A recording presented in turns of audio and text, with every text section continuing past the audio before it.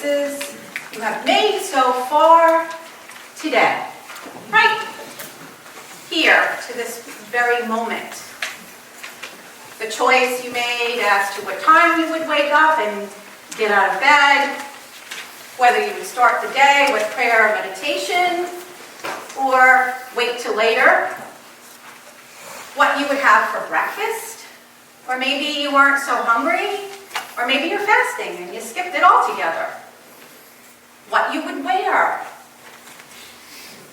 and how you would respond or interact with the people that came before you, whether it was your family members or someone at the coffee shop or at the traffic light or somebody here in this community.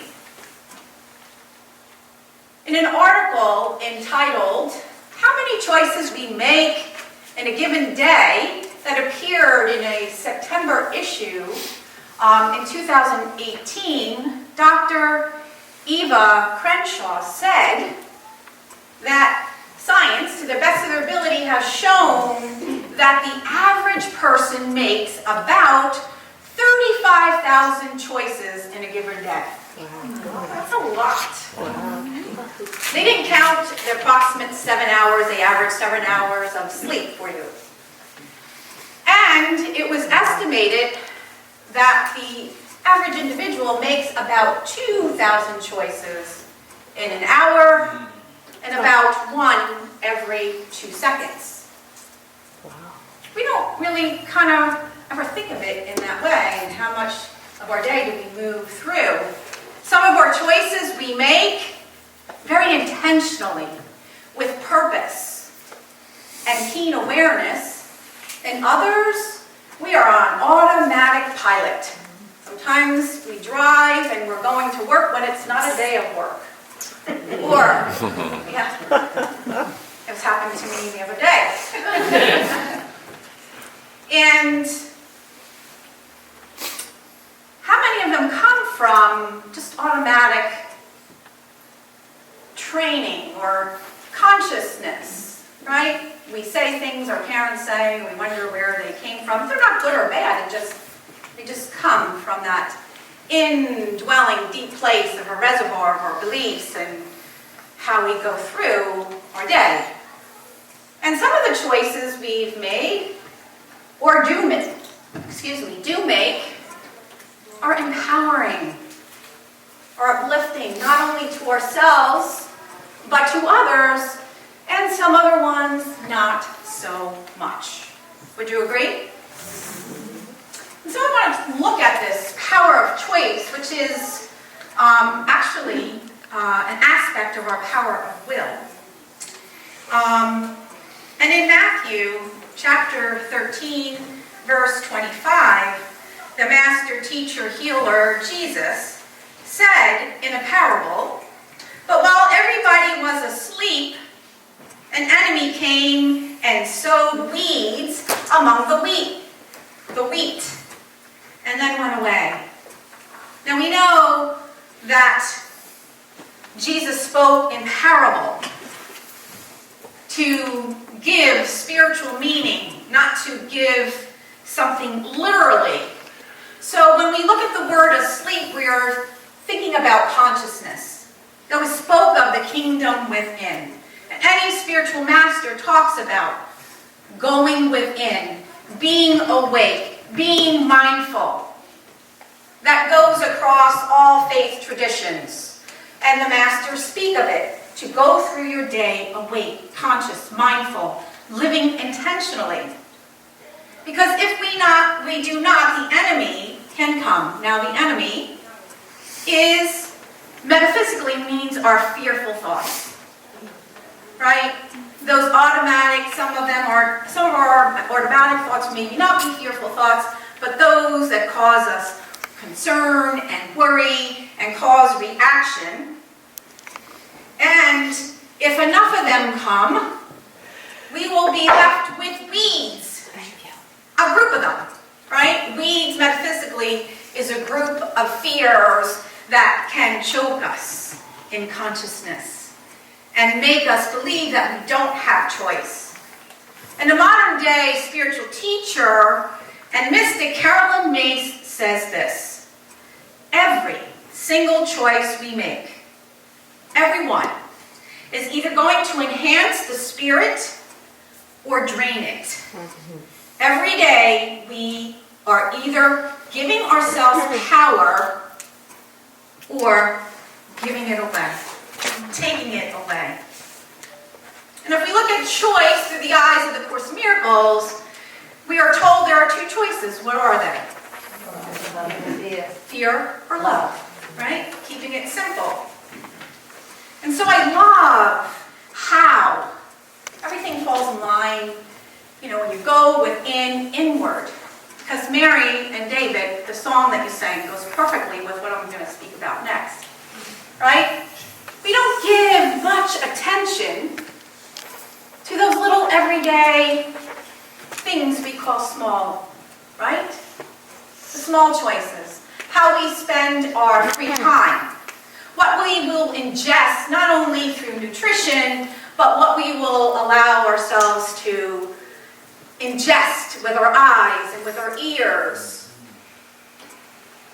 And all the other things. And Carolyn Mace speaks of, she says, those that we deem to be big choices, when we live from the outside in, or from the rules or the domestication of physical reality, which is also in alignment with Charles Fillmore and with Jesus, the kingdom of God is within.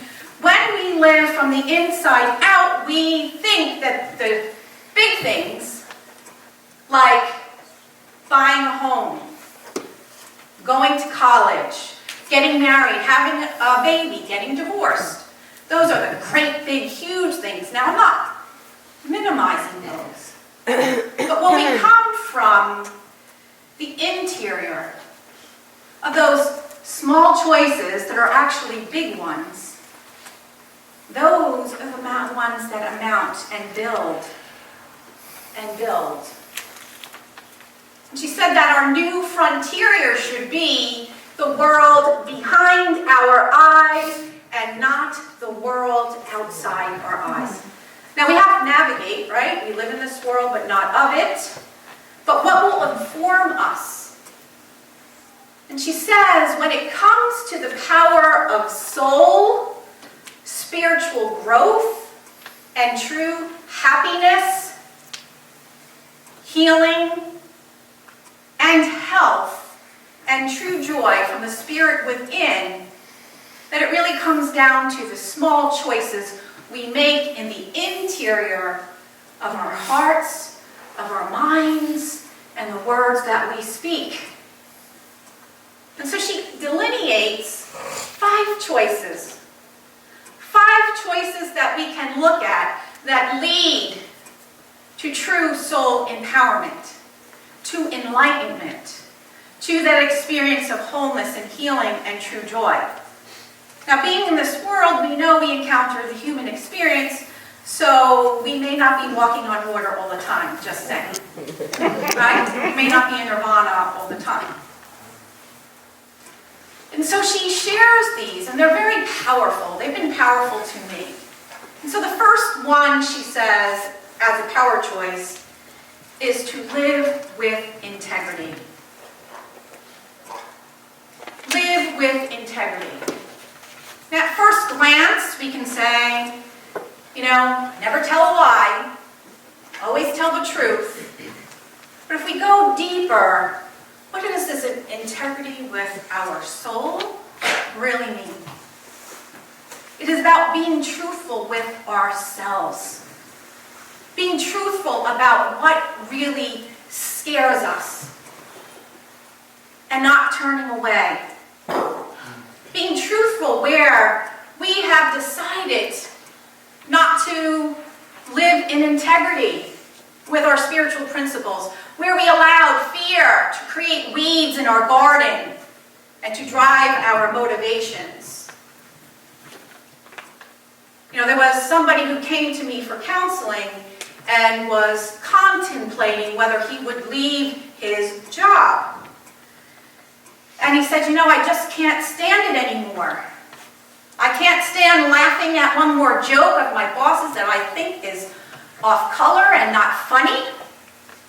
And I find myself going to seedy bars with him just because I'm afraid if I don't, my day will be hell and maybe I might lose my job.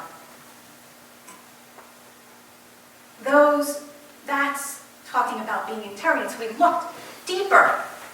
What was he willing to take courage and to step out, knowing that as I listen to the integrity and follow spiritual principle, yes, my world out here will change. There may be chaos. I may not find work right away. All of that, but if I really trust in the abundance of God, I must be in integrity and walk the path of truth. And being in integrity, are we honest about the criticisms we make about people, the gossip we engage in? Or do we justify it away? It really doesn't matter. To live integrity, be honest with ourselves that we're looking to maybe others in our family or elsewhere to make us happy, and we place demands on them. And one of the things kind of like hits me in the gut, which she said, liars don't heal. And when you look deeply, there's new meaning to that being of truth. There's one thing, she is very candid, but truthful, because she knows the power of to be incongruent. If we are operating from lack of integrity, our vibration is low. We do not experience full power. We may have material success or whatever it may be, but it's not lasting. And the second choice that we have is whether we will share our woe or our wisdom. How many of you have ever heard, we stand on the shoulders of our ancestors? What kind of shoulders would you like them to stand on? Now, all of us, at some point or another, have experienced pain, suffering. Some of you have been raised in abusive households. Some of you have been battered. Some of you have had dis-ease that was daunting. Some of you have lost loved ones. So I am not trying to pretend that we do not experience pain and suffering. And we are to feel it. You have a powerful opportunity to go to this grief workshop that Loanne Mayer and Uma are giving. We have tools there for us, but we must be willing to take them and use them to feel the depths of the pain. And we must ask ourselves, in any moment, I have the power to transcend this, or I will pass this on. Thich Nhat Hanh speaks about, is your suffering spilling out onto others? Because you have a job that you do not like, does it justify you being angry and miserable throughout your day? My son, George, has a trying relationship with his dad, and he shares it with me. And he comes from a line in our family, you know, Carolyn Mace talks about your biography, your story, your beliefs become your biography. And she talks about, again, we stand on the shoulders of our ancestors, and within my son's, on my exercise, you know, things we call bipolar, addiction, on and I can go on. I'm not saying that my side of the family doesn't have stuff, because it does. But he was sharing that every time he's on the phone with him, that he feels like he has been, excuse the expression, vomited on. Where everything that's going on with George is something he knows more of, how of, and he gives him a lecture. He's in pain for his own things that are going on. And if he even dares to ask him something, he will put a price tag on it. He's always telling him about how hard it is. And you know, when I was your age, I did it. He had this glorified, I was so much better than you story. And one day when he asked him something, and it had to do with money, to help support some of the stuff that's not covered with his insurance, to help support me in turn, he was asked, well, if I give this to you and I take from my retirement, are you going to be there to change my diapers when I'm older? We laugh, but that's a pretty powerful thing. Now I am telling you, yes, we feel our pain, but we have a choice to heal it, to learn from it, and to stand for that to be what we desire, instead of seeking somebody else to do it for us. And then we look at taking risks as a third choice. Now, I'm not talking about being a daredevil, jumping over the Grand Canyon or shooting out of a plane, skydiving, although there's nothing wrong with that. But this kind of risk is following the guidance of your soul. When everything doesn't, oh, you want me to move over here to this town? When my whole family is here? You want me to leave this job before I have my retirement package? Oh, you think I really need to forgive so-and-so? Where we take that leap of faith, not worrying what people would think. How am I going to do it? Now, you do take one step at a time.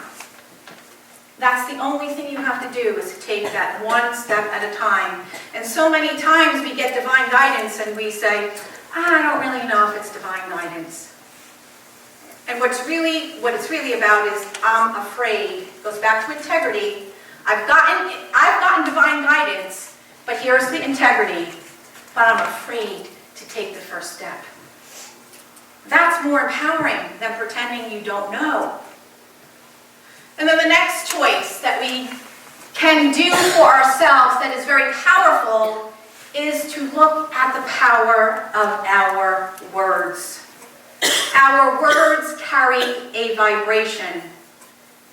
And the words have power to either heal or to tear down.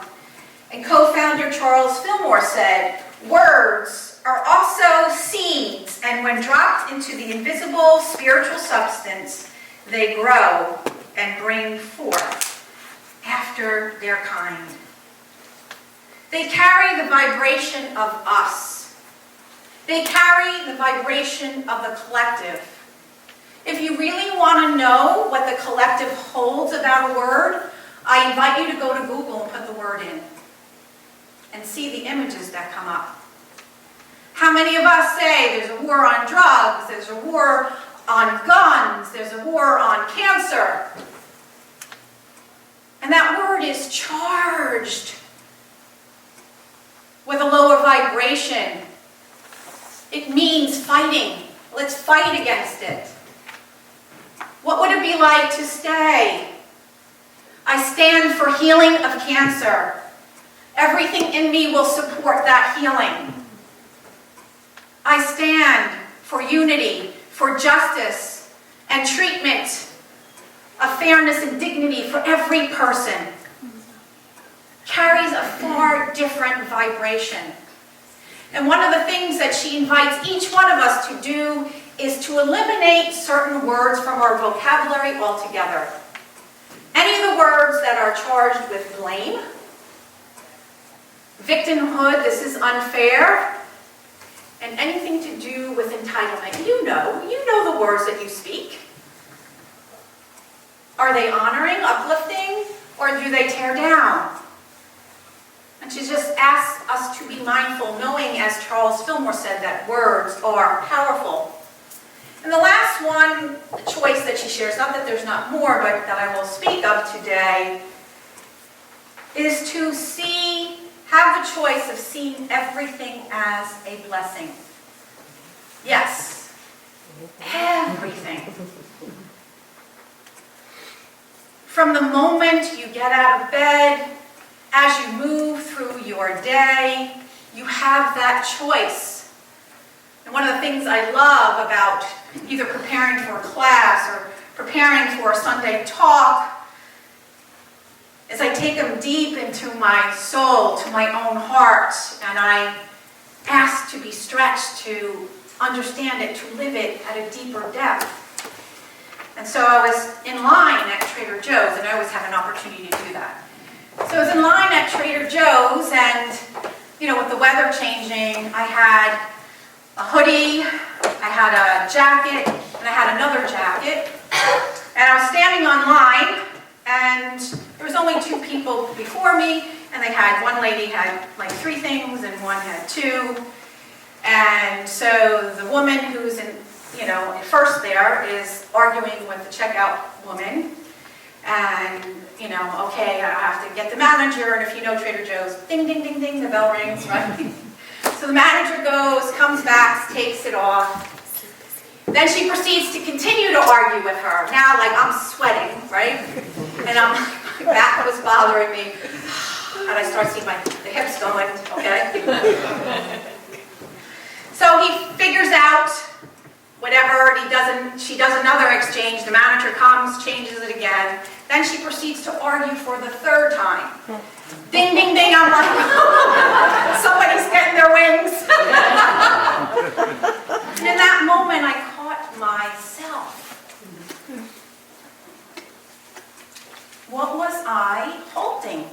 What choices was I making in that moment about that woman, about having to wait in line? What stories was I telling? What was the rush? So I started to drop to my heart. See, small choices lead to big things.